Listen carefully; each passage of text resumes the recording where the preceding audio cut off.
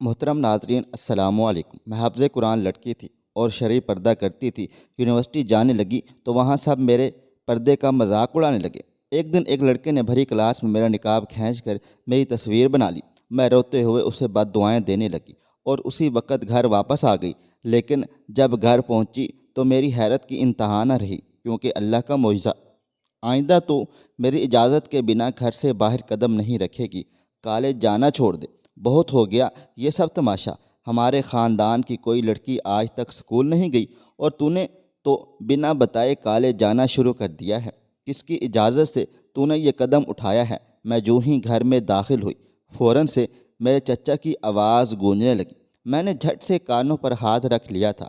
میرے چچا مزاج کے بہت سخت تھے اور ان کا سخت مزاج تو پورے خاندان میں مشہور تھا۔ میں نے نگاہ اٹھا کر ادھر ادھر دیکھا۔ پورے صحن میں خاندان والے بیٹھے ہوئے تھے اور میرا تماشا بنتا دیکھ رہے تھے۔ اماں ایک کونے میں منہ پر دوپٹہ ڈالے بیٹھی تھیں، جیسے کچھ بھی نہ کرنے کی قسم کھا رکھی ہو۔ وہ ہمیشہ خود کو بے بس سمجھتی تھیں اور چچا کے آگے کچھ نہیں بولتی تھی۔ جب سے ابا جان کی وفات ہوئی تھی، تب سے چچا نے خواہ مخواہ ہمارے گھر کے معاملات میں دخل اندازی کرنا شروع کر دی تھی اور ان کو بھڑکانے میں ان کی بیوی کا بہت زیادہ ہاتھ ہوتا تھا۔ چچا کی خود ایک بھی بیٹی نہیں تھی، 4 بیٹے تھے، اور اس بات کو لے کر انہیں بہت زیادہ گھمنڈ تھا، غرور تھا۔ اور میں اپنے ماں باپ کی اکلوتی بیٹی تھی، ایک اچھے خاندان سے تعلق رکھتی تھی۔ ہمارے پاس پیسے کی کمی نہیں تھی، ہم زمیندار لوگ تھے۔ گاؤں میں ابا کی کئی زمینیں تھیں۔ میں شہر میں ہاسٹل میں رہ کر پڑھ رہی تھی، کیونکہ گاؤں میں کوئی کالج وغیرہ نہیں تھا۔ ابا جان کی خواہش تھی کہ میں پڑھوں لکھوں اور مجھے بھی پڑھنے لکھنے کا بہت زیادہ شوق تھا، لیکن خاندان کی پابندیوں کے آگے ابا جان خاموش رہ گئے تھے۔ لیکن ان کے جانے کے بعد میں نے سوچا کیوں نہ میں آگے پڑھائی جاری رکھوں۔ ابا نے مجھے کسی نہ کسی طرح سے میٹرک تک تو پڑھا ہی دیا تھا، لیکن پھر اچانک سے ایک حادثے میں ان کی موت ہو گئی تھی۔ ان کے چلے جانے کے بعد میری زندگی مجھ پر بالکل ہی تنگ ہو کر رہ گئی تھی۔ شروع میں تو لوگ آ کر ہمدردی کرتے تھے، لیکن پھر آہستہ آہستہ چچا نے اپنا اصل روپ دکھانا شروع کر دیا تھا۔ وہ ہر چیز میں روک ٹوک کرتے تھے، یہاں تک کہ ہمارے گھر آنے والے خرچے کا بھی سارا حساب کتاب رکھتے تھے۔ ہمارے ملازمین زمین پر کام کرتے تھے اور اچھی طرح زمینوں کو سنبھالنا جانتے تھے۔ وہ ایماندار بھی تھے، لیکن پھر بھی چچا خواہ مخواہ اپنا روب دکھاتے تھے۔ میں اماں جان سے کئی بار کہتی تھی کہ آپ انہیں منع کیوں نہیں کرتی، یہ ہماری زمینیں ہیں، ان پر وہ کسی طرح سے حق نہیں جما سکتے۔ کل کو اگر انہوں نے ہم سے زمین ہی چھین لی تو پھر اماں جان بولی پریشان مت ہو، وہ اچھا ہی سوچتے ہوں گے۔ میں سر جھٹک کر رہ جاتی تھی کہ کیا خاک اچھا سوچتے ہوں گے، زندگی حرام کر رکھی ہے۔ آہستہ آہستہ میری چچی جان نے اماں جان سے بہانے سے ان کا زیور بھی لینا شروع کر دیا تھا اور کہتی تھیں کہ تمہارے شوہر نے ہم سے کافی قرضہ لیا تھا، اگر تم پیسے واپس نہیں کر سکتی تو اس کے بدلے ہمیں زیور دے دو، ورنہ ہم تمہاری بیٹے کی شادی اپنے بیٹے سے کر دیں گے۔ اور اماں جان ہرگز نہیں چاہتی تھیں کہ ان کے کسی بھی بیٹے سے میری شادی ہو، کیونکہ وہ سب کے سب ایک نمبر کے لفنگے اور نشائی تھے۔ پورا دن کھیتوں میں کام کرنے کے بعد رات کو ڈیرے پر بیٹھ کر نشے وغیرہ کیا کرتے تھے۔ کوئی بھی لڑکی ان سے بات کرنا پسند نہیں کرتی تھی، لیکن وہ ہر آتی جاتی لڑکی کو چھیڑتے رہتے تھے۔ گاؤں میں کوئی ایسا بھی نہیں تھا جو انہیں روک سکے، کیونکہ سب کو انہوں نے اپنی طاقت کے بل بوتے پر اپنے قبضے میں کر رکھا تھا۔ لیکن میں ایسی لڑکی نہیں تھی جو ان کی طاقت سے ڈر کر گھر میں بیٹھ جاتی۔ اس لیے میں نے فیصلہ کیا کہ میں آگے پڑھائی جاری رکھوں گی اور کسی مقام پر پہنچ کر ہی ان کا سامنا کروں گی۔ جب میں نے اماں سے کہا مجھے کالج جانا ہے تو اماں فوراً سے ڈر گئیں اور بولیں تو جانتی ہے نا ہمارے گاؤں میں کوئی لڑکی پڑھائی نہیں کرتی، پھر تو ایسے ضد کیوں کر رہی ہے؟ جتنا تیرا باپ نے پڑھایا وہ کافی ہے تیرے لیے، اور اب وہ بھی تیرے سر پر نہیں ہے، آخر تو کس طرح سے ان سب کا سامنا کرے گی؟ میں نے کہا مجھے ہر حال میں پڑھنا ہے۔ میں ان سب ضد میں اپنے باپ پر تھی، یہ بات تو سب جانتے تھے، اور کسی بھی حال میں اپنی بات سے پیچھے نہیں ہٹ سکتی تھی۔ اب میں نے فیصلہ کر لیا تھا اور اب اس فیصلے سے کوئی مجھے ہٹا نہیں سکتا تھا۔ شہر ہمارے گاؤں سے زیادہ دور نہیں تھا، لیکن آنے جانے میں ہی 14 سے 15 گھنٹے لگ جاتے تھے۔ اس لیے میں نے فیصلہ کیا کہ وہیں کسی ہاسٹل میں رہ لوں گی۔ سب چیزوں کا انتظام میں نے کر لیا تھا۔ اماں مجھے روکتی رہ گئی تھی، لیکن میں نے جا کر فارم بھی فل آؤٹ کر دیا۔ یہ بات اڑتے اڑتے نہ جانے کسی طرح سے چچا تک پہنچ گئی، اور اب جب میں کالج میں اپنا ایڈمیشن کروا کر گھر آئی تھی تو سب نے میری عدالت لگا دی۔ سامنے میری پھپھو، چچا، تایا اور ان سب کے بچے وغیرہ بیٹھے ہوئے تھے۔ حالانکہ کہنے کو تایا چچا جان سے بڑے تھے، لیکن پھر بھی چچا کے رو میں آ جاتے تھے۔ سب وہاں بیٹھے میرا تماشا دیکھ رہے تھے اور چاچو کو بھڑکا رہے تھے۔ میں جانتی تھی کہ وہ لوگ چچا کی سائڈ پر ہی ہیں، یہاں تک کہ میری ماں بھی۔ میں اکیلی ان سب کے سامنے کھڑی ہو گئی اور چچا جان سے کہا، میرے ابا جان کی خواہش تھی کہ میں آگے پڑھائی جاری رکھوں، اور ان کی خواہش پوری کرنے سے مجھے اب کوئی بھی روک نہیں سکتا ہے، یہاں تک کہ آپ بھی نہیں، اور آئندہ میری پڑھائی کے بارے میں ایک لفظ بھی مت کہنا۔ چچا جان کے سامنے پہلی بار میں ایسے ہمت سے کھڑی ہوئی تھی، اور شاید خاندان کی پہلی لڑکی تھی جس نے ہمت دکھائی تھی۔ میرے ایسے جواب پر سب کے منہ کھلے کے کھلے رہ گئے تھے۔ ان میں سے کسی نے سوچا بھی نہیں تھا کہ میں اس طرح سے چچا جان کو صاف منع کر دوں گی۔ میرے منہ سے یہ سب سن کر تو چچا جان آگ بگولا ہو گئے اور فوراً سے اٹھ کر مجھے مارنے کو دوڑے، لیکن بیچ میں پھوپھو آ گئیں اور بولی، شرم کر لے، یہ تیرے مرحوم بھائی کی بیٹی ہے، میں اسے سمجھاؤں گی، تو جا یہاں سے۔ پھر جیسے تیسے کر کے چچا کو وہاں سے بھیج دیا گیا۔ پھوپھو اور امی وہیں پر رہ گئے تھے۔ پھوپھو نے کہا، دیکھو ہم سب جانتے ہیں بھائی کیا کرے گا، وہ تمہیں ہرگز پڑھنے نہیں دے گا، اور تمہیں پڑھائی کر کے کرنا کیا ہے؟ وہ چاہتا ہے کہ تمہاری شادی اس کے بچوں میں سے کسی ایک سے ہو جائے۔ اس میں غلط کیا ہے؟ تمہیں رانی بنا کر رکھیں گے۔ میں نے کہا، کیسی رانی؟ آپ بھی ان کا ساتھ دے رہی ہیں؟ آپ کو نہیں پتہ کہ انہوں نے آپ کے ساتھ کیا کیا کیا تھا؟ تو پھوپھو میری بات سن کر سر جھکا کر رہ گئی اور بولی، جو وقت تھا وہ گزر گیا ہے، لیکن تو اپنے لیے مصیبتیں مت کھڑی کر۔ اس لیے تو میں تجھے کہہ رہی ہوں، اگر تو نے ان کے خلاف جانے کی کوشش کی، وہ تجھے کچل کر رکھ دیں گے۔ تو صرف ایک چھوٹی چونٹی ہے اور وہ ہاتھی۔ میں نے کہا، میں چونٹی ہی ٹھیک ہوں۔ چونٹی جب ہاتھی کے سونڈ میں گھس جاتی ہے نا، تب ہاتھی کسی کام کا نہیں رہتا، اور میں ایک نہ ایک دن ان کے سونڈ میں ضرور گھس جاؤں گی۔ میرا اٹل لہجہ دیکھ کر پھوپھو اور امی جان دونوں گھبرا گئی تھیں۔ میں نے انہیں تسلی دی کہ پریشان مت ہو، میں ان کی اصلیت تو اس دن ہی سامنے آ گئی تھی جب ابا جان کی وفات ہوئی تھی۔ اماں سے سارا زیور تو چچی جان ہتھیا چکی ہیں۔ اب ان لوگوں کی نظریں ہماری زمینوں پر ہیں۔ کل کو اگر ہمارے گھر میں ہم سے چھینے کی کوشش کریں گے تو پھر ہم لوگ کیا کریں گے؟ کیا ہم ان کی ہر بات مانتے رہیں گے؟ گاؤں کے ہر انسان کو انہوں نے ظلم و جبر سے اپنے قابو میں کر رکھا ہے، لیکن میں ان سے نہیں ڈرتی ہوں، نہ ہی یہ لوگ مجھے کبھی ڈرا سکتے ہیں۔ پھر کافی دیر تک دونوں مجھے سمجھاتی رہیں۔ میں نے ان کی بات ایک کان سے سن کر دوسرے کان سے نکال دیتی تھی۔ میں اپنا ایڈمیشن کروا کر آئی تھی، اور کل سے میں نے ہر حال میں کالج جانا تھا۔ صبح صبح اٹھی تو اماں جان کہنے لگی، تو ابھی بھی اپنی ضد پر قائم ہے نا؟ تو جانتی ہے تیرے چچا تجھے بہت بری سزا دیں گے، وہ تو ہرگز کالج نہیں جانے دیں گے۔ میں نے کہا، مجھے اس بات سے کوئی فرق نہیں پڑتا ہے، میں وہاں ہاسٹل میں رہوں گی، اگر تم چاہتی ہو یا نہ رہو تو میرے ساتھ چل سکتی ہو۔ اماں بولی، میں یہاں سے نہیں جاؤں گی، اگر میں چلی گئی تو گھر کی دیکھ بھال کون کرے گا؟ میں نے کہا، چلو ٹھیک ہے، اگر کوئی مسئلہ ہوا تو پھپھو جان سے بات کر لینا۔ چچا ویسے بھی آپ کو کچھ نہیں کہہ سکتے، ان کا مسئلہ مجھ سے ہے۔ اماں جان بولی، ٹھیک ہے، اپنا خیال رکھنا۔ تھوڑی دیر کے بعد میں جانے کے لیے تیار ہو گئی۔ اپنا سامان جو میں نے رات کو ہی پیک کر کے رکھ دیا تھا، اور بس اڈے کی طرف چل پڑی۔ راستے میں مجھے چچا کا چھوٹا بیٹا ملا، ہمیشہ کی طرح آوارہ گردی ہی کر رہا تھا۔ مجھے دیکھ کر بھاگتے ہوئے آیا اور بولا، کیا ہوا؟ اب تک تمہاری عقل نہیں گئی، ختم نہیں ہوئی؟ ابا جان نے منع کیا تھا نا، پھر بھی تم شہر جا رہی ہو، پیچھے تمہاری ماں کا خیال کون رکھے گا؟ اب ہم ہر وقت تو ان کے ساتھ نہیں رہ سکتے نا۔ میں نے کہا، تم میری ماں کی فکر مت کرو، وہ اپنا خیال رکھ سکتی ہے، اور میرے راستے سے ہٹ جاؤ۔ جو کرنا چاہتے ہو تم لوگ کر لو، لیکن میں تم لوگوں کی بات ہرگز نہیں مانوں گی۔ اتنا کہہ کر میں بس اڈے پر چلی آئی، ٹکٹ لیا اور بس میں بیٹھ گئی۔ کچھ دیر بعد بس شہر کے راستوں کی طرف چل پڑی تھی۔ سارا راستہ میں سوچوں میں گم رہی اور آنے والے حالات کا تجربہ کرتی رہی، تجزیہ کرتی رہی۔ آج ہاسٹل میں میرا پہلا دن تھا۔ ہاسٹل کافی صاف ستھرا اور اچھا تھا۔ یہاں پر میری روم میٹس بھی کافی اچھی تھیں۔ میری ان سے جلد ہی دوستی ہو گئی۔ کچھ دور دراز شہروں سے آئی تھیں اور اچھے مزاج کی حامل تھیں۔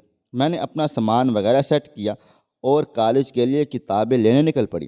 ابھی میں نکلنے ہی والی تھی کہ میری روم میٹ فرحانہ نے مجھ سے کہا کہ تم مارکیٹ چل رہی ہو، میں بھی ساتھ چلتی ہوں، مجھے بھی کچھ چیزیں لینی ہیں۔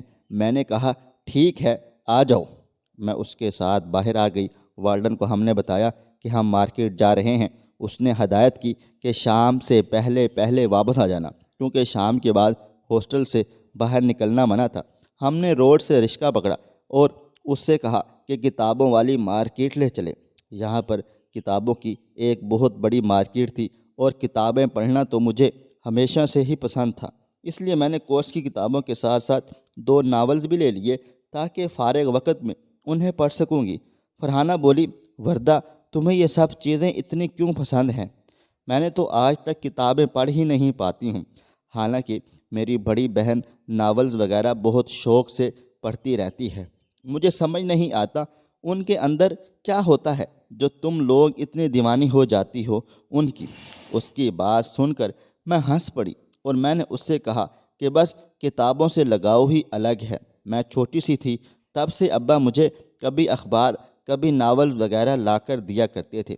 ان کے جانے کے بعد میں خود لے کر آتی ہوں اور اب میں بہت شوق سے پڑھتی ہوں۔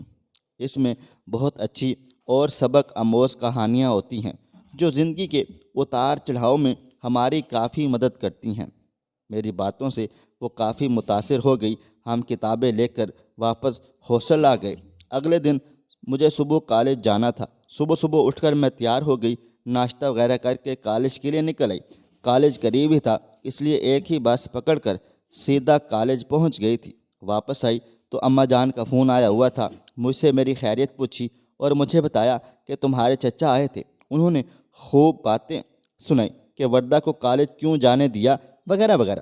میں کیا کہتی، میں خاموش ہو گئی تھی۔ میں نے کہا اماں آپ انہیں منہ پر جواب کیوں نہیں دیتی کہ وہ ہمارے معاملات میں دخل اندازی نہ کیا کریں۔ مجھے بہت غصہ آ رہا تھا، لیکن اماں پریشان نہ ہو جائیں اس لیے خود پر بمشکل ضبط کر رہی ہوں، اور کرتے بھی تو کیا۔ خیر جیسے تیسے کر کے کالج پورا کیا۔ کالج تو ختم ہو چکا تھا، لیکن میرا آگے بھی پڑھائی کرنے کا ارادہ تھا۔ میں گاؤں واپس آ گئی تو چچا اور چاچی نے ایک بار پھر سے میری شادی کی بات چھیڑ دی۔ ہر وقت خاندان والوں کو جمع کر کے اماں کو یہی بولتے رہتے تھے کہ بیٹی کو ہاتھ سے نکل جائے گی، تب تم پچھتاؤ گی۔ میں اپنے بیٹے کا رشتہ دے رہا ہوں، ہاں کر دو تو میں کل ہی سے شادی کی تیاریاں شروع کروا دوں گا۔ اماں جان میری طرف دیکھتی اور میں انکار میں سر ہلا دیتی تھی۔ چچا جان کا کہنا تھا کہ وہ لڑکی ہے، اس کی مرضی سے شادی کیسے ہو سکتی ہے؟ تم اس کی کیوں مان رہی ہو؟ اس کے سر پر باپ نہیں ہے، کل کلاں کو کچھ ہو گیا تو کیا کرو گی؟ وہ ایسی باتیں کر کے جان بوجھ کر اماں جان کو ڈرانے کی کوشش کیا کرتے تھے۔ بعد میں چاچیاں آئیں اور اماں سے کہنے لگیں کہ رشتہ بار بار نہیں آتا، اور تمہاری بیٹی تو ویسے بھی خود سری ہے، اس لیے کون رشتہ لائے گا؟ بہتر ہے اپنی زبان سے اسے سمجھا دو اور یہ رشتہ قبول کر لو۔ اور اب وہ لوگ باقاعدہ دھمکیوں پر اتر آئے تھے۔ میں نے اماں جان سے کہا کہ ان کے آوارہ بیٹے سے میں کسی صورت بھی شادی نہیں کروں گی۔ اماں جان نے کہا میں بھی نہیں چاہتی کہ تمہاری شادی وہاں پر ہو، لیکن کہیں اور تو ہونی چاہیے نا، اس لیے اچھا ہے تم اب گھر بیٹھ جاؤ اور شادی کے لیے اپنا ذہن بنا لو، میں تمہارے لیے اچھے رشتے ڈھونڈتی ہوں۔ میں نے کہا آپ میرے لیے رشتے ڈھونڈیں، آپ ڈھونڈ لیں، لیکن میں آگے ضرور پڑھوں گی۔ اماں جان بولی اور کتنا پڑھو گی تم؟ کیوں مجھے ڈرا رہی ہو؟ لیکن میں نے آگے سے کچھ نہیں کہا۔ کالج کا رزلٹ آیا تو میں بہت اچھے نمبروں سے پاس ہو گئی تھی۔ میں نے اپنی دوست فرحانہ کو فون کر کے اس سے کہا کہ جب یونیورسٹی میں داخلے شروع ہو جائیں تو مجھے بتانا، اور پھر یوں چچا کی اتنی پابندیوں کے باوجود بھی میں نے یونیورسٹی میں ایڈمیشن لے ہی لیا تھا۔ یونیورسٹی کالج سے بالکل ہی الگ تھلگ تھی اور یہاں کی دنیا بھی میرے لیے بالکل انجان تھی۔ کالج میں تو صرف لڑکیاں پڑھتی تھیں، یہاں پر تو لڑکیاں اور لڑکے دونوں اکٹھے ہی تھے۔ شروع میں بے حد گھبرا گئی تھی، لیکن پھر میں نے خود کو مضبوط کیا۔ اگر میں ہار جاؤں گی تو چچا کی جیت ہو جائے گی اور وہ اپنی ہر بات منوا لیں گے، اس لیے مجھے ہر حال میں مضبوط رہنا تھا۔ میں پوری طرح پردہ کر کے ہی گھر سے نکلتی تھی۔ اب اماں نے یہی شرط رکھی کہ تو ہاسٹل میں نہیں رہے گی، بلکہ ہفتے کے 3 دن گھر سے ہی یونیورسٹی جایا کرے گی۔ میں نے اماں جان کو سمجھایا کہ 3 دن یونیورسٹی کی کلاسز کو مینیج کرنا بہت مشکل کام ہے، مجھے اس حساب سے ہی چلنا پڑے گا۔ کسی بھی طرح کر کے میں نے اماں جان کو منا ہی لیا تھا۔ تو اماں جان نے مجھ سے کہا کہ ہاسٹل میں رہنے کی بجائے تو وہاں ہماری ایک رشتہ دار خاتون ہے، اس کے گھر میں رہنا۔ میں اس خاتون کو بالکل بھی نہیں جانتی تھی، لیکن وہ ہماری بہت قریبی رشتہ دار تھی، حال ہی میں شہر شفٹ ہوئی تھی، اس سے پہلے کسی اور گاؤں میں رہتی تھی۔ اماں نے ان سے بات کی اور کہا کہ میری بیٹی کو اپنے گھر میں رکھ لیں، اگر چاہیں تو ہم سے کرایہ بھی لے لینا۔ وہ بولی ایسی بات مت کرو، تمہاری بیٹی میری بیٹی ہے، میں اسے اپنے گھر میں رکھ لوں گی۔ ویسے بھی ان کے گھر میں کوئی مرد نہیں تھا، وہ بیوہ عورت تھیں اور ان کی 2 بیٹیاں تھیں، اس لیے وہاں رہنے میں کسی قسم کی کوئی پریشانی نظر نہیں آ رہی تھی۔ میں نے اماں جان کی خوشی کے لیے ہاں کر دی تاکہ ان کے دل کو تسلی رہے۔ ویسے بھی ہاسٹل میں رہ کر وہاں کے کھانے پینے میں تنگی آ گئی تھی۔ میں نے اپنی ضرورت کی ساری چیزیں لیں اور شہر آ کر ان خاتون کے گھر رہنے لگ گئی تھی۔ انہیں میں نے شروع سے ہی خالہ جان کہنا شروع کر دیا تھا اور وہ بہت زیادہ خوش ہوئی تھیں، کیونکہ امی جان کی بہت ہی قریبی کزن تھی، رشتے میں خالہ ہی لگتی تھیں۔ یونیورسٹی کھلنے میں ابھی کچھ دن باقی تھے۔ میں ضرورت کی ساری چیزیں مارکیٹ سے خرید لائی۔ گھر میں کھانا خالہ جان ہی بناتی تھیں، لیکن پھر بھی میں ان کا ہاتھ بٹاتی تاکہ انہیں یہ احساس نہ ہو کہ وہ مجھ پر احسان کر رہی ہیں یا پھر میں ان کے اوپر ایک بوجھ بن گئی ہوں۔ ان کی دونوں بیٹیاں بھی چھوٹی تھیں، ایک میٹرک میں تھی اور دوسری 8ویں کلاس میں۔ کلاس کے لڑکے کو بھی اپنے ساتھ ملا لیا، جیسے کوئی مجھے دیکھتا تو کہتا کون سے دور میں جی رہی ہو، کم از کم اتنے بڑے عبائے کو تو اتار پھینکو، اگر یہ نہیں کر سکتی تو اپنا چہرہ ڈھکنا شروع کر دو۔ یہاں سب فیشن کر کے آتے ہیں، لیکن تم ہو کہ مولانا بنی رہتی ہو، جتانا کیا چاہتی ہو کہ تم بہت نیک ہو اور ہم سب گناہ گار ہیں۔ حالانکہ میں نے ایسا کبھی کسی کو کچھ نہیں کہا تھا، لیکن ان سب کی سوچ میرے بارے میں روز بروز گرتی ہی چلی جا رہی تھی۔ میں یہ نہیں کہتی کہ میں بہت اچھی اور نیک تھی، لیکن میں اپنے پردے کے بارے میں کسی سے بھی کچھ نہیں سن سکتی تھی۔ مجھے دوسروں کو اپنا جسم دکھانے کا ہرگز بھی شوق نہیں تھا، اس لیے میں اپنا دھیان باتوں سے ہٹا کر اپنے کام پر لگانا چاہتی تھی، لیکن ان کی حرکتیں اتنی بڑھ رہی تھیں کہ میں گھر میں آتی تو پڑھتی رہتی۔ میں پڑھائی میں دونوں کی مدد کرتی تھی۔ خالہ جان مجھ سے بے حد خوش اور مطمئن تھی، اکثر اماں جان کو فون کر کے میری تعریفیں کیا کرتی تھیں۔ یونیورسٹی کھلی تو میں حسب معمول پورا پردہ کر کے یونیورسٹی جانا شروع کر دیا تھا۔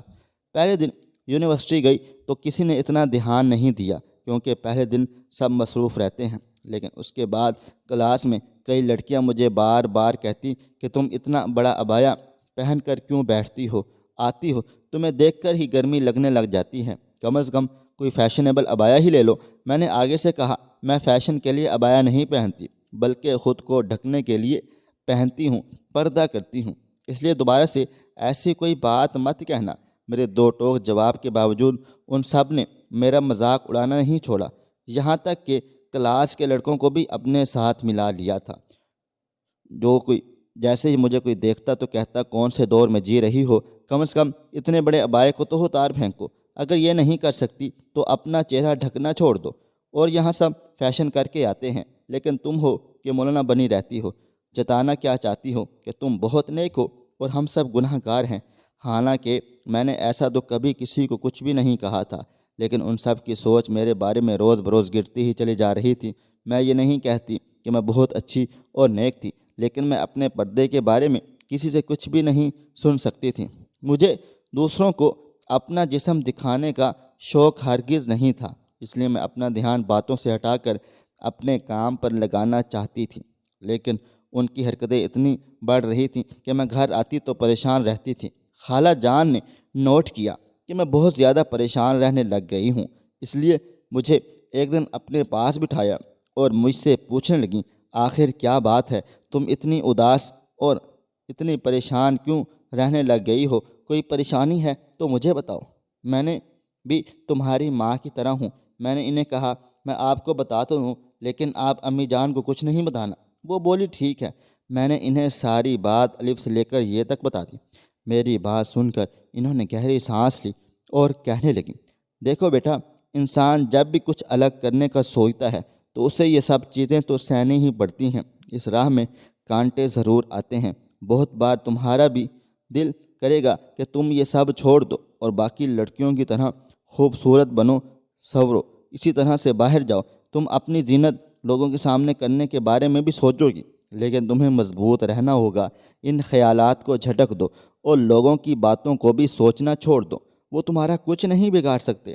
ان سے بات کر کے مجھے بہت سکون محسوس ہوا اور میں نے ان کی سب باتوں کو نظر انداز کر کے اپنی پڑھائی پر دھیان دینا شروع کر دیا تھا، کیونکہ کچھ وقت بعد پیپرز شروع ہو جانے تھے اور مجھے بہت اچھے مارکس سے پاس ہونا تھا تاکہ کلاس میں موجود سب لوگوں کے منہ بند ہو جائیں۔ اس لیے میں نے خوب محنت کرنا شروع کر دی تھی۔ کلاس میں ٹیچرز بھی مجھ سے کافی زیادہ متاثر ہوئیں اور مجھے بیسٹ اسٹوڈنٹ ماننے لگ گئی تھیں۔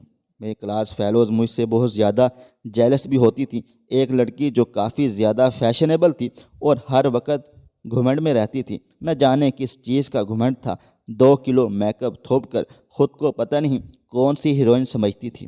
ہر وقت ٹک ٹاک بناتی رہتی تھی۔ کلاس کے سب سے بدترین لڑکوں سے اس کی دوستی یاری تھی۔ ان کے ساتھ مل کر اس نے مزید مجھے بے عزت کرنا شروع کر دیا تھا۔ وہ بہت ہی لو ایوریج اسٹوڈنٹ تھی، کسی بھی ٹیسٹ وغیرہ میں اس کے اچھے مارکس نہیں آتے تھے اور ٹیچرز اس کو ڈانٹتے ہی رہتے تھے، لیکن اسے کوئی فرق ہی نہیں پڑتا تھا۔ حالانکہ یہ نہیں تھا کہ میں بہت امیر گھرانے سے تھی، ایک مڈل کلاس گھرانے سے تعلق رکھتی تھی، اور اگر پیسوں سے غرور انسان میں آ جاتا ہے تو میرے پاس تو بہت ہی پیسہ تھا، مجھ میں بھی ضرور آنا ہی چاہیے تھا، لیکن ایسا نہیں ہے۔ غرور پیسوں سے نہیں بلکہ انسان کی فطرت کے اندر ہوتا ہے۔ نہ جانے کتنی مشکل سے اس کے گھر والے فیسیں وغیرہ بھرتے ہوں گے اور وہ یہاں پر صرف ٹک ٹاک بنا کر پیسے اڑانے میں مصروف رہتی تھی۔ ٹیچرز نے کئی بار اسے وارننگ بھی دی تھی کہ ٹائم پر کلاس اٹینڈ کیا کرے، کلاس میں آیا کرے، لیکن وہ پورا دن کنٹین میں بیٹھی رہتی اور جب کھانے پینے کے لیے کچھ لینے اپنے دوستوں کے ساتھ کنٹین کی طرف جاتی تو مجھے دیکھ کر وہ سب زور زور سے ہنستے اور میرا مذاق اڑاتے تھے۔ ان سب کو لگتا تھا کہ میں ایک بہت ہی غریب گھرانے سے ہوں، اس لیے عبایا پہن کر گھومتی پھرتی رہتی ہوں اور میرے پاس زیادہ پیسے بھی نہیں ہیں میں فیشن والی چیزیں لے سکوں۔ میں نے انہیں اسی خوش فہمی میں ہی رہنے دیا تھا۔ عبایا اتارنے کا میرا فی الحال کوئی بھی ارادہ نہیں تھا، اس لیے میں خاموش رہی، چپ رہی، کیونکہ میرے نزدیک سب کچھ پیسہ نہیں تھا۔ حالانکہ گاؤں میں ساری زمینیں جو کہ میرے باپ کی تھیں وہ میرے نام ہو گئی تھیں۔ ابا جان نے مرنے سے پہلے ہی وہ تمام زمینیں اور جائیداد میرے نام کر دی تھی، اور اسی بات کو تو لے کر میرے چچا اور چچی کو سخت چڑ لگی ہوئی تھی، اور یہی وجہ تھی کہ وہ لوگ میری شادی اپنے بیٹے سے کرنا چاہتے تھے تاکہ اس سے شادی کروا کے میری ساری جائیداد ہتھیا لیں۔ اماں جان کے حصے کی جائیداد پر تو وہ ہاتھ مار نہیں سکتے تھے، اس لیے میرے حصے کی جائیداد پر ان کی نظر تھی۔ اپنوں کے رویے بھی کبھی کبھی انسان کو بہت بری طرح سے توڑ کر رکھ دیتے ہیں۔ لوگ کہتے ہیں کہ اپنا مارتا بھی ہے تو چھاؤں میں مارتا ہے۔ مجھے یہ کہاوت بہت ہی عجیب لگتی تھی۔ اگر وہ اتنا ہی اپنا ہے تو مارتا ہی کیوں ہے؟ عجیب سی بات ہے نا۔ انسان بس کہاوت بنا لیتا ہے اور پھر ہر کسی کو اس کہاوت سے جوڑ دیتا ہے۔ اگر کوئی خاندان والا اپنا ہی رشتہ دار پر ظلم کرے تو یہی کہا جاتا ہے اپنا مارتا بھی ہے تو چھاؤں میں مارتا ہے۔ یہی باتیں کہہ کر اپنے بچوں کی شادیاں خاندانوں میں زبردستی کروائی جاتی ہیں۔ میں یہ نہیں کہتی کہ خاندان میں شادی کرنا اچھی بات نہیں ہے، لیکن لوگ کہتے ہیں کہ خاندان میں شادی کر کے بہت سکھی رہو گے۔ ایسی گارنٹی وہ کس بنیاد پر دے رہے ہوتے ہیں؟ مجھے یہ کچھ بھی سمجھ میں نہیں آتی۔ لوگوں کو اب یہ سمجھ لینا چاہیے کہ زندگی ایک کہاوت کے اوپر نہیں گزاری جا سکتی ہے۔ کہاوت اور زندگی بہت ہی الگ الگ ہوتی ہے۔ میں اپنے رشتہ داروں کا اصل چہرہ دیکھ لیا تھا، اس لیے مجھے اس بات کا بہت اچھے سے تھا کہ انسان کو سب سے زیادہ دکھ اپنوں کے بدلتے رویے سے ہی ہوتا ہے، کیونکہ انسان کو سب سے زیادہ امیدیں بھی اپنوں سے ہی ہوتی ہیں۔ یونیورسٹی کا پہلا سال یوں ہی لوگوں کے عجیب و غریب رویوں کو سہتے ہوئے گزر گیا تھا۔ ایک دو لڑکیوں سے میری دوستی تھی جو میری ہی ہم مزاج تھیں۔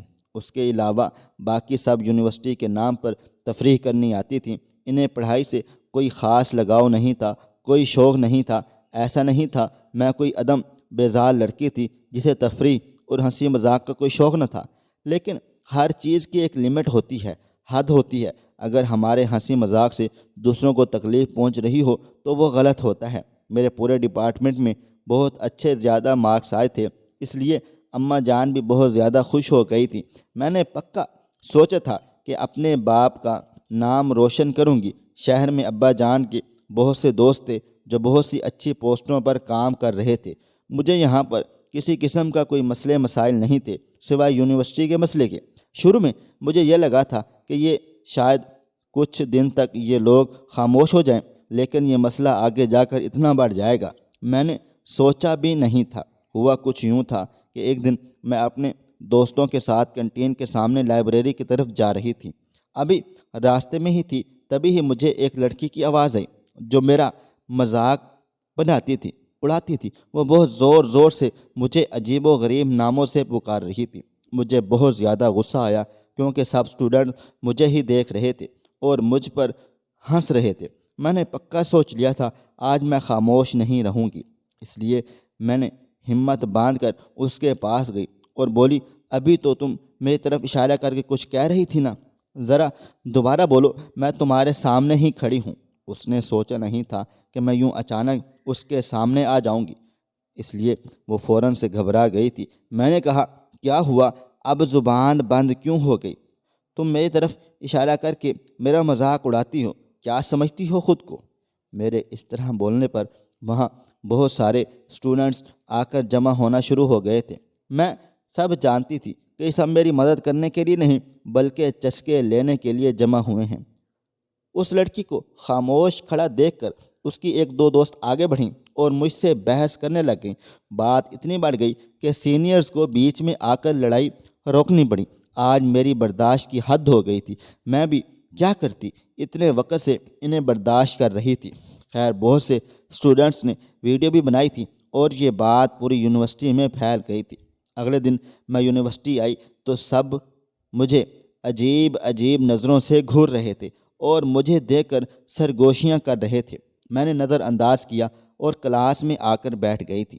پہلے لیکچر کے بعد جب ٹیچر چلے گئے تو ایک لڑکا میرے ڈیسک کے قریب آیا اور مجھ سے کہنے لگا، تم نے کل سمیرہ کی بہت بری طرح بےعزتی کی ہے نا، اب دیکھنا تم سے ہم سب کیسا بدلہ لیتے ہیں۔ یہ کہتے ساتھ ہی اس نے بھری کلاس کے سامنے میرا نقاب کھینچ کر اتار دیا اور ساتھ ہی موبائل فون سے میری تصویریں بنانے لگا۔ اس وقت کوئی بھی میری مدد کو آگے نہیں آیا اور میں رونے لگ گئی اور اسے بد دعائیں بھی دیں کہ تمہیں اس کی سزا ضرور ملے گی۔ مجھے روتا دیکھ کر سب زور زور سے ہنسنے لگے اور میری ویڈیو بنا لی۔ میری دوست بمشکل مجھے وہاں سے باہر لے کر آئی۔ وہ سب بھی پریشان ہو گئی تھیں، حالانکہ ہم نے کسی کا کچھ بگاڑا ہی نہیں تھا اور ہمارے ساتھ اتنا برا ہو رہا تھا۔ میری دوست نے کہا، چلو ہم اس اسٹوڈنٹ کی سر کو کمپلین کرتے ہیں۔ اس کے کہنے پر میں اس کے ساتھ سر کے آفس چلی آئی تھی۔ میں نے ان کی کمپلین کی تو انہوں نے دونوں اسٹوڈنٹس کو بلوایا۔ جس لڑکے نے نقاب اتارا تھا وہ کسی بڑے بزنس مین کا بیٹا تھا اور وہ لڑکی ایک مڈل کلاس گھرانے کی تھی۔ جب سر نے دیکھا کہ اس لڑکے نے سب کچھ کیا ہے تو مجھ سے کہنے لگے، دیکھو بیٹا، جو ہونا تھا وہ تو ہو گیا ہے، ہم ان کے خلاف کوئی ایکشن نہیں لے سکتے کیونکہ یہ ایک بہت بڑے بزنس مین کا بیٹا ہے۔ ہاں، اس لڑکی کو ضرور سزا دیں گے، اور انہوں نے اس لڑکی کو سزا دی، حالانکہ زیادہ قصور اس لڑکے کا تھا۔ مجھے بہت برا لگا۔ میری دوستیں مجھے کہنے لگی کہ تم بھی کوئی گری پڑی لڑکی نہیں ہو، آج بتا دو تمہاری پاور کیا ہے، تاکہ آئندہ کسی لڑکی کے ساتھ یہ سب کچھ نہ ہو میں نے بھی سوچ لیا تھا کہ میں بدلہ تو ضرور لوں گی۔ نہ جانے کتنی لڑکیوں کے ساتھ یہ لوگ اپنے گھمنڈ میں یہ سب کرتے ہوں گے۔ سر کو دیکھو، وہ بھی ان کے ساتھ مل گیا ہے، اب دیکھنا میں کیا کرتی ہوں ان کے ساتھ۔ یہی سب سوچتے ہوئے میں گھر پہنچی۔ جیسے ہی میں گھر میں داخل ہوئی تو مجھے محسوس ہوا گھر پر کوئی آیا ہوا ہے۔ میں سیدھی اندر چلی گئی تو یہ دیکھ کر میری حیرت کی انتہا نہ رہی کہ میرے سامنے میری اماں جان بیٹھی ہوئی تھیں۔ یہ تو معجزہ ہو گیا تھا۔ اماں جان پہلی بار شہر آئی تھی۔ میں بھاگ کر اماں جان کے گلے لگ گئی اور ان سے پوچھنے لگی، آپ یہاں پر کیسے؟ اور مجھے بتایا بھی نہیں۔ تو وہ کہنے لگیں، مجھے تمہاری بہت یاد آ رہی تھی، اس لیے سوچا تم سے ملنے چلی جاؤں۔ تمہاری پھپھو جان بھی ساتھ آئی ہیں۔ میں نے دیکھا پھپھو وہیں پر بیٹھی ہوئی تھی۔ میں نے آگے بڑھ کر ان سے ملی اور پھر کہا، آپ دونوں بیٹھو، میں بس جلدی سے فریش ہو کر آتی ہوں۔ خالہ جان بھی پاس ہی بیٹھی ہوئی تھی۔ میرے چہرے سے لگ رہا تھا کہ میں روئی ہوں، اس لیے میں نے اچھے سے منہ وغیرہ دھو لیا تھا تاکہ اماں جان کو کوئی شک نہ ہو، انہیں کچھ پتہ نہ لگے۔ اتنے دن بعد وہ آئی تھیں، مجھے دیکھ کر پریشانی میں مبتلا نہ ہو جائیں، لیکن یہ میری غلط فہمی تھی۔ وہ ماں تھی، میں خود ان سے اپنے دل کی اداسی چھپا نہیں سکتی تھی۔ وہ مجھ سے پوچھنے لگیں، بیٹا کیا ہوا ہے، کوئی مسئلہ ہے؟ پھر میں نے انہیں یونیورسٹی میں ہونے والا سارا واقعہ سنا دیا تھا۔ وہ فوراً سے پہلے پریشان ہو گئی تھیں۔ پھر پھپھو جان نے کہا، اگر گاؤں میں کسی کو پتہ چل گیا تو بہت بڑا مسئلہ ہو جائے گا۔ خالہ جان بولی، تم لوگ کیسے بزدلوں کی طرح ڈرا رہے ہو؟ کم از کم ہر وقت اسے اپنے چچا کا ڈراوا تو مت دیا کرو، یہ بڑی ہو گئی ہے اور پڑھی لکھی ہے۔ اور پھر اماں جان کی طرف دیکھ کر بولی، تمہارا شوہر کوئی چھوٹا موٹا ذمہ دار نہیں تھا، بلکہ اپنے علاقے کا سردار تھا۔ میں اور شہر میں ان کے بہت سے رابطے ہیں، تعلقات ہیں، چاہے جتنے بڑے بزنس مین کا بیٹا ہو اسے سزا ضرور ملے گی۔ یہ کہہ کر انہوں نے اماں جان سے کہا، تمہارے شوہر کے بڑے بڑے ذمہ داروں اور بزنس مینوں کے ساتھ تعلقات تھے، ان کے ساتھ ساتھ پولیس میں بھی بہت سے اعلیٰ عہدے پر فائز لوگوں سے اچھی جان پہچان تھی۔ پھر انہوں نے مجھے ایک نمبر پر کال کی اور ساری بات بتائی اور مجھ سے کہنے لگی، بیٹا اب تم پریشان مت ہونا، وہ لوگ خود سنبھال لیں گے، تمہاری عزت پر ذرا بھی داغ نہیں آئے گا۔ میری بات پر یقین رکھو اور تمہارے چچا وغیرہ کو بھی اس بارے میں کچھ بھی پتہ نہیں چلے گا۔ وہ سب لوگ تمہارے باپ کے وفادار ہیں اور دل سے ان کی عزت کرتے ہیں، احترام کرتے ہیں۔ تمہارے باپ نے ان کی بہت مدد کی ہے، اس لیے وہ تمہاری مدد ضرور کریں گے۔ میں بھی سب بھول بھال کر اماں اور پھپھو سے بات چیت کرنے میں لگ گئی تھی۔ اگلے دن جب میں یونیورسٹی گئی تو سب لوگ پھر مجھے عجیب عجیب نظروں سے دیکھ رہے تھے۔ تھوڑی دیر کے بعد اسٹوڈنٹ ایڈوائزر نے مجھے بلایا۔ میں ان کے روم میں گئی تو دیکھا وہ لڑکا اپنے باپ کے ساتھ بیٹھا ہوا تھا اور سامنے ہی کمشنر صاحب بیٹھے ہوئے تھے۔ میں حیران و پریشان رہ گئی۔ پھر مجھے سمجھ آیا کہ خالہ جان نے انہیں کال کی ہوگی۔ مجھے اندر آتا دیکھ کر وہ اٹھ گئے اور مجھ سے پوچھنے لگے، بیٹی تمہارے باپ نے مجھ پر بہت زیادہ احسانات کیے تھے اور اب وہ وقت آ گیا ہے کہ میں ان کا احسان کا بدلہ چکا چکوں۔ یہ بزنس مین ہے، عرفان نام ہے ان کا، تمہارے باپ اور ان کی بہت اچھی جان پہچان تھی۔ میں نے دیکھا وہ اس لڑکے کے باپ کی طرف اشارہ کر کے کہہ رہے تھے۔ اس لڑکے کا باپ اٹھا اور مجھ سے کہنے لگا، میں نہیں جانتا تھا کہ تم اتنے بڑے ذمہ دار کی بیٹی ہو۔ تمہارے باپ سے ہمارے بہت سے اچھے تعلقات تھے، ہم نے ایک لمبا عرصہ ایک ساتھ کام کیا ہے۔ میرے بیٹے نے بہت بڑی غلطی کر دی ہے، اس کی سزا اسے ضرور ملے گی، اس لیے میں خود یہاں پر آیا ہوں۔ میں نے کہا، پاور کی بات نہیں ہے، میں نے آج تک اپنی دولت کے بارے میں کسی کو کچھ نہیں کہا اور نہ ہی اپنے باپ کا نام کہیں بھی استعمال کیا ہے۔ کل میں اسٹوڈنٹ ایڈوائزر کے پاس آئی تھی، تب انہوں نے میری کوئی مدد نہیں کی اور مجھے کہا کہ یہ بہت بڑے بزنس مین کا بیٹا ہے۔ کسی بڑے انسان کا بیٹا ہونے کا یہ مطلب تو نہیں ہوتا کہ آپ کچھ بھی کر سکتے ہیں۔ آپ کے بیٹے نے میری ویڈیو بنائی اور پوری کلاس کے سامنے میرا نقاب کھینچا، اسے سب کے سامنے مجھ سے معافی مانگنی پڑے گی۔ میری بات سن کر وہ لڑکا فوراً سے کہنے لگا، اس کی حیثیت کیا ہے جو میں اس سے معافی مانگوں؟ تو اس کے باپ نے فوراً اسے چپ کروا دیا اور کہا، یہ ضرور معافی مانگے گا۔ پھر اس نے پوری کلاس کے سامنے مجھ سے معافی مانگی۔ سب حیران و پریشان ہو گئے تھے کہ میں ایک بہت بڑے ذمہ دار کی بیٹی ہوں اور اتنی پاورفل بھی، شاید ہم انسانوں میں انسانیت واقعی ہی مر چکی ہے۔ ہم کسی کی عزت صرف تب کرتے ہیں جب ہمیں پتہ چلتا ہے کہ اس کے پاس پیسہ ہے یا پاور ہے، طاقت ہے۔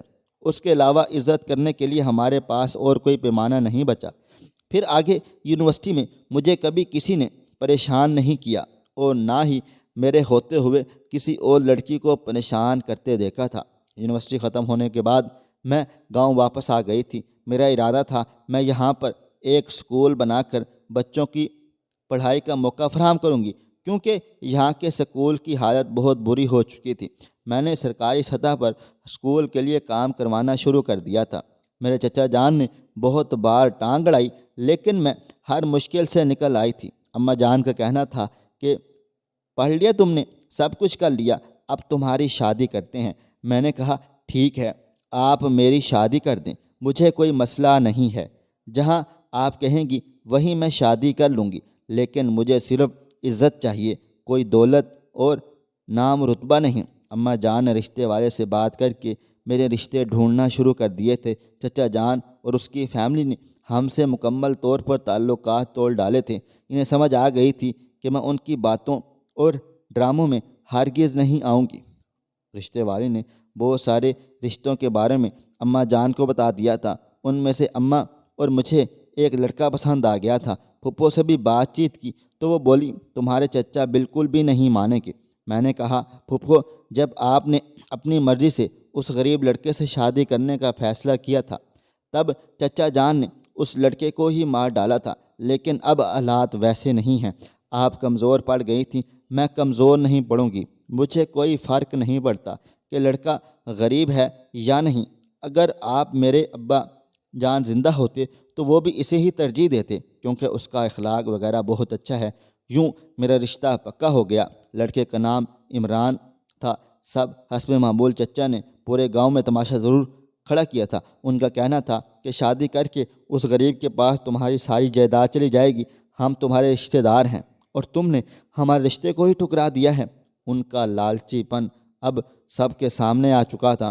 میں نے کہا اس لڑکے کو میری جائیداد کا کوئی لالچ نہیں ہے اور نہ ہی اسے اس بارے میں کچھ پتہ ہے کہ میرے نام کتنی جائیداد ہے اور کتنی نہیں، اور آپ کی تو شروع سے ہی میری جائیداد پر نظریں تھیں۔ اب بہت ہو گیا، آئندہ ہمارے معاملات میں دخل اندازی مت دینا۔ میرے اس دو ٹوک جواب پر وہ مجھے بدتمیز اور نہ جانے کیا کیا کہہ کر وہاں سے چلے گئے تھے۔ اماں جان نے شادی کی تیاریاں شروع کروا دی تھیں۔ میں اسکول کے کاموں میں بہت زیادہ مصروف ہو گئی تھی۔ جب سے سکول بنا تھا تو بہت سے بچوں نے آ کر یہاں پر پڑھنا شروع کر دیا تھا، اور اب میرا ارادہ تھا کہ یہاں پر ایک اچھا سا کلینک بناؤں تاکہ گاؤں کے لوگوں کو فوری طور پر میڈیکل سہولیات میسر ہو سکیں۔ جس لڑکے سے میری شادی ہو رہی تھی اس نے مجھ سے وعدہ کیا تھا کہ وہ ان تمام کاموں میں میرا ساتھ دے گا، کیونکہ وہ خود بھی پڑھا لکھا تھا اور پڑھائی کو ترجیح دیتا تھا۔ شادی کی کارڈ تیار ہوئے تو ہم دعوت نامہ دینے چچا جان کے گھر بھی گئے۔ انہوں نے ہمیں اپنے گھر میں قدم بھی نہیں رکھنے دیا تھا اور باہر سے ہی واپس بھیج دیا تھا۔ میں جانتی تھی کہ وہ میری شادی میں ہرگز بھی نہیں آئیں گے۔ شادی کی تیاریاں مکمل ہو چکی تھیں۔ شادی والے دن میں تیار ہو کر بہت زیادہ خوبصورت، حسین و جمیل لگ رہی تھی۔ اب تک میں صرف اپنی پڑھائی وغیرہ میں مصروف رہی اور کبھی اپنی طرف دھیان ہی نہیں دیا تھا، اس لیے اب جب تیار ہوئی تھی تو مجھ پر بہت اچھا رعب آیا تھا۔ سب لوگ میری تعریفیں کر رہے تھے۔ آج کے دن اماں بہت زیادہ خوش تھیں اور میرا دل بھی پرسکون تھا کہ میں نے اپنے ابا جان کی خواہشوں کو پورا کیا ہے اور گاؤں والوں کے لیے کچھ کر پا رہی ہوں۔ اس کے بعد مجھے ایک بہت اچھے ہم سفر کا ساتھ ملنے جا رہا ہے۔ تھوڑی دیر کے بعد نکاح ہوا۔ نکاح کے وقت میرے جذبات بہت زیادہ الگ تھے۔ ابا جان کی بہت زیادہ یاد آ رہی تھی، اس لیے میں بے ساختہ رو پڑی۔ رخصت ہو کر مجھے ایک چھوٹے سے گھر میں جانا تھا۔ میں ایک حویلی میں پلی بڑھی تھی اور اس بات سے اچھے سے واقف تھی کہ خوشیاں چھوٹے یا بڑے گھر سے نہیں ہوتیں، بلکہ خوشیاں تو آپ کے اندر ہوتی ہیں اور آپ کے رویوں سے ظاہر ہو جاتی ہیں۔ پورا گاؤں شادی میں آیا ہوا تھا اور میری خوش قسمتی پر ناز کر رہا تھا کہ مجھے اتنا اچھا ہم سفر مل رہا ہے۔ کھانے کے بعد رخصتی کا اعلان ہوا۔ میں اماں جان کے گلے لگ کر خوب روئی تھی۔ حالانکہ اتنی دور نہیں جا رہی تھی رخصت ہو کر، لیکن پھر بھی بچپن سے جہاں رہی ہوں وہ آنگن چھوڑ کر جانا بہت مشکل ہوتا ہے۔ اماں جان نے مجھے خود سے الگ کیا اور میرا ہاتھ میرے شوہر کے ہاتھ میں تھما دیا تھا۔ میں نے ایک نظر اسے دیکھا اور دھیرے دھیرے ایک نئی زندگی کی طرف قدم بڑھا دیے، اس امید کے ساتھ کہ آنے والا وقت میرے لیے بہت اچھا ثابت ہوگا۔ خواہش صرف اتنی ہے کہ کچھ الفاظ لکھوں جس سے کوئی گمراہی کے راستے پہ جاتے جاتے رک جائے، اور نہ بھی رکے تو سوچ میں ضرور پڑ جائے۔ پیارے دوستو، امید کرتا ہوں آپ کو یہ ہماری کہانی پسند آئی ہوگی۔ کہانی پسند آئی ہو تو اس ویڈیو کو لائک کریں، کومنٹس کریں، شیئر کرنا بالکل بھی نہ بھولیں، اور ہاں، اگر آپ لوگ اس چینل پر نئے ہیں تو اس چینل کو سبسکرائب ضرور کر لیں اور نوٹیفیکیشن کو ضرور دبا دیں تاکہ آنے والی کہانی سب سے پہلے آپ کو مل سکے۔ ملتے ہیں کل ایک نئی اور دلچسپ کہانی کے ساتھ، تب تک اپنا ڈھیر سارا خیال رکھیے گا۔ اللہ حافظ۔